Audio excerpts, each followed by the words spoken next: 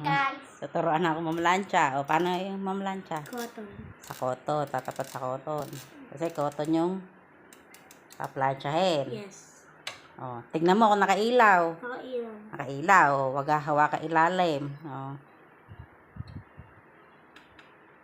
I-slide mo lang.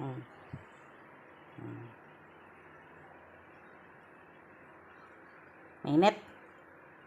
Mainit yung plancha. Oo, pakainit na. Mainit na. O, itatas mo. Baka masunog yung damit. O, ilagay mo na rin sa lalagyan mo na uli. Hindi pa, may konti pa. May lukot pa ba? Tignan mo. Makamapasok, ah. O, iayos mo yung kabilang side naman. Kuha na yung kabilang side. O, flatten mo na dito.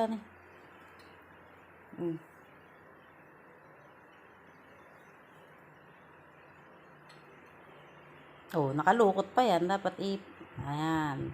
Sige pa, patake mo pa. Oh, nakalukot yan. Di pag pinlansya mo, lukot uli. Madali pang mamlansya? Ha? Oh, huwag mo nang gagalawin yan. Pag nakaset na sa cotton, okay na yun. Eh, hindi umiilaw. Ibig sabihin nun, mainit na siya. Pag iilaw yun, magcha-charge ulit siya ng init niya. Gagawin ko na sa kon nila. Oo.